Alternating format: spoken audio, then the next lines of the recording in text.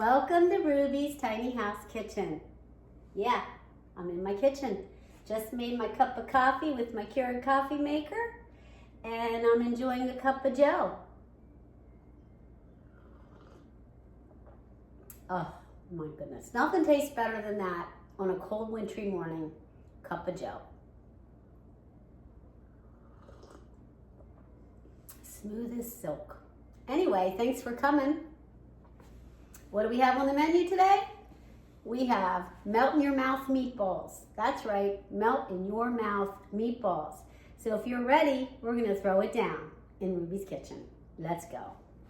As promised, we're gonna throw it down in Ruby's kitchen. So what do we have on the menu? Melt in your mouth meatballs, y'all. That's right.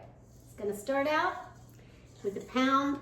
Supposed to use 1.5 pounds of ground beef. I didn't have 1.5 pounds. I only had 1 pound in the freezer, so that's what we thawed out, and that's what we used. So we got 1 pound of that. Now what I like to do is I got one of these here gadgets. I don't even know what it's called, but it's awesome. You can use this to break up meat when it's on the stove, when you're, frying it up on the stove. You can use it for egg salad to crunch up your eggs. In this case, I'm using it in my meat. Okay, next. The recipe itself is a melt-in-your-mouth meatball recipe, courtesy of my friend Joanne Shugart from Connecticut. I haven't seen her in a while, but this is her recipe, so I have to give you props, Joanne. This is your recipe.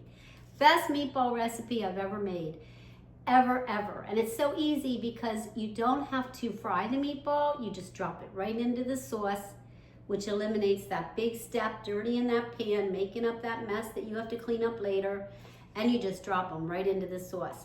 I usually prepare my meatballs first because I refrigerate them before I roll them into balls. And then while they're in the refrigerator, I prepare the sauce, okay? So that's how we're gonna roll with it today. If y'all are okay with that, we're starting out with the actual meat. So we put in our meat. Now it says we take a large egg. 1 large egg. I always have me a scrap bowl when I'm cooking. I don't know about you guys, I always have it on the counter. So there's your egg.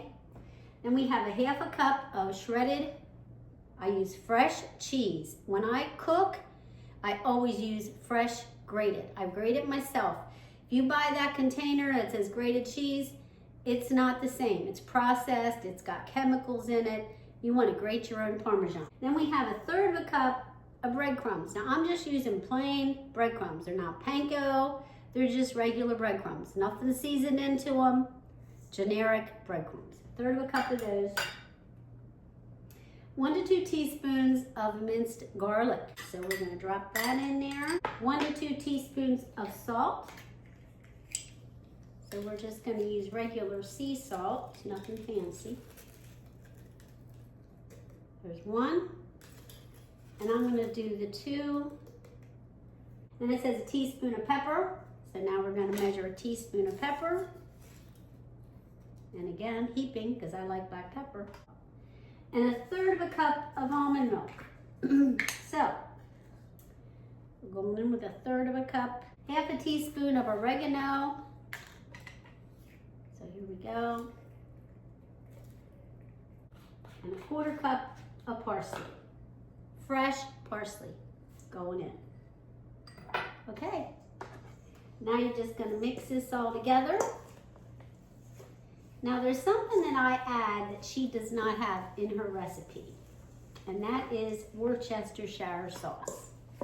I pretty much put it in anything Italian, anything that has sauce and meat joining each other, except for a white sauce. There's no substitute. You don't want to buy the generic, you want to go with the Lee & Perrins because it's the best. Okay, there's some things you just can't compromise. Okay, so you're gonna work this together, get everything all happy. Ain't nothing better than going in with your hands. Yeah, because you can feel the moisture in your hands, whether you have the right moisture content. Okay, this one. Aren't these nice? These are nice lids. They just sit right over top, like that. And you just stick that whole thing in the fridge. So the meatballs are in the fridge. That's cooking. Let's have another sip of our Java.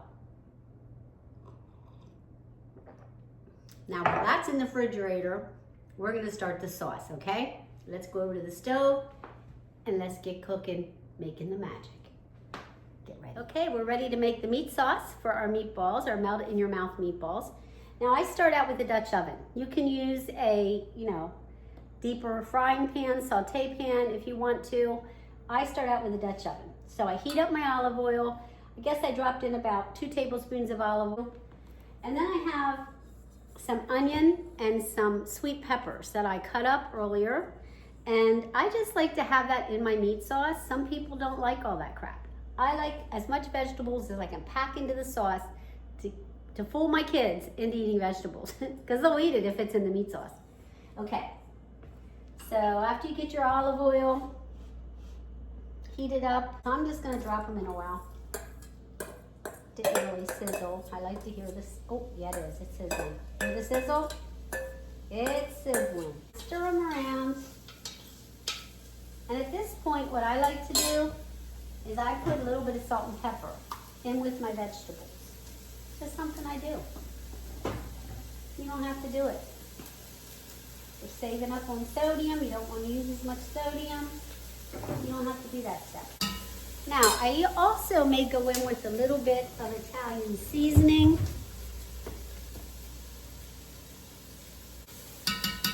That smells amazing. So, just to give you an idea what it looks like. So, yeah, we're making magic, okay? That's what this show's about. We're magic makers. Magic woman. Okay. So now I'm gonna hit it with my red wine. And I know y'all think I should take the peppers and that out. I ain't doing that. I'm gonna add my red wine right now. It just imparts a little bit of flavor into those vegetables. But now you gotta cook it down. You gotta cook that alcohol off of there. But you want that flavor in your vegetables.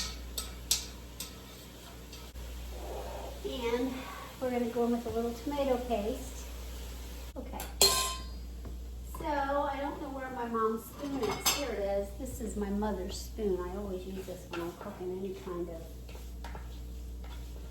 So we still got to cook that off a little bit more. Oh, that smells delicious. And then I hit it with a little bit of cinnamon. I know y'all are thinking, oh my God, I don't gonna want to eat that. But you will not believe the flavor. Here is some cinnamon.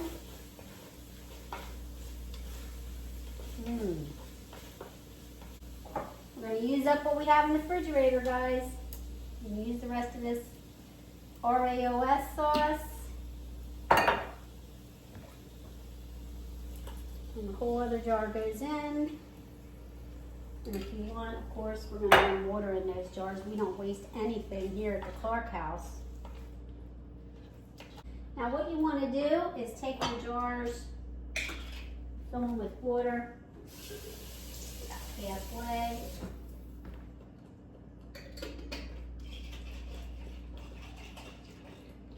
And you're going to add that to your sauce.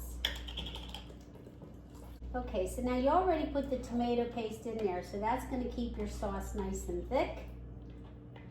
And we did have salt and pepper at the very beginning. So now we're going to let this cook a little bit and get happy. Nice slow setting. We're going to let this cook for a little while, guys. Give you a shot of it.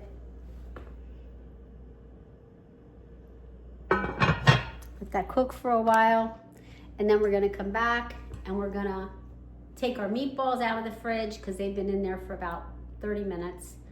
And we're gonna shape them into meatballs. Once the sauce is good and hot, we're gonna drop the meatballs in. Okay, guys? So stay tuned. Next step to come. Okay, guys, now we're into the rolling of the meat, okay? It's all about the meat. It's a meatball. It's all about the meat. Okay, sorry. I get into it. Anyway, I have my meat. It's been refrigerated for about 35, 40 minutes. I've washed my hands. And now I take a little cookie scooper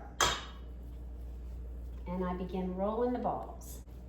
So there you go. You can see you have little specks of parsley coming out, the garlic. Yeah. And if you use a scooper, you definitely will get a more uniform size. This is the last one, guys. Last meatball. Make it a goodie. Bam. So guys, we have all of our meatballs shaped into ballage. And I'll show you the meatballs right now. Here they are. I have 5, 10, 15, 18 balls. I thought I would get 15, but I got 18.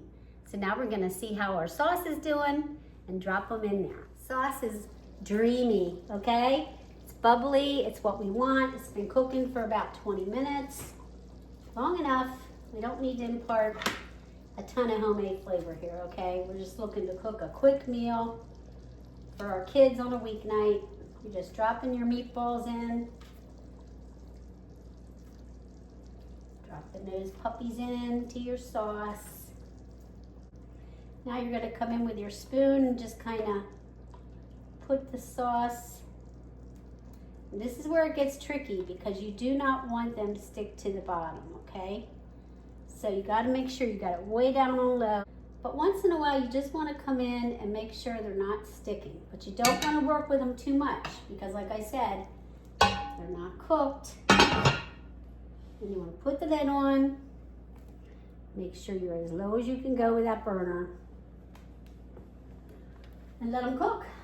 Okay guys, so now we're gonna cook these meatballs on low heat for about, I don't know, it's about, I would say a good 40 minutes you're gonna cook them. So set your timer. I have a little timer here and I'm gonna set it for 40 minutes. And I'm gonna let them cook for 40 minutes and then we're gonna come back and see how they are. I'm sure they're gonna be juicy and they're gonna melt in your mouth. Be right back. Okay everybody, I think the meatballs are done. So we're gonna take them off the stove, cut into one, and we're gonna see what it looks like. They look amazing. Look at that red sauce, so pretty against that yellow. But the most important thing, guys, is how moist is your meatball. So you're gonna look and see how beautiful this meatball cuts. You go down with a butter knife. That's how tender it is. And look at that meatball inside. Now at this point, you can put a little Parmesan cheese on top, a little fresh parsley. I'm just going in, guys, to taste it because I've been waiting all day for these meatballs. Mmm. Mmm. Mmm. Oh, yeah. Oh, those are slamming. Those are slamming, y'all. Mmm. I could drink that sauce. I mean, it's a really good sauce. And it didn't cook that long. An hour, maybe. Mmm. That's a one spicy meatball. Perfection. Now, if you're gonna serve these at home on a weeknight, you could do like I'm gonna do, make some pasta. But you could also serve it over a baked potato, fried rice, white rice, whatever you have in your pantry, because that's what this is all about. Whatever you have in your pantry, leftovers, throw it all together, create something awesome. We created melt in your mouth meatballs today. I'm talking lip smacking, really, really good. I've already had 3 of them.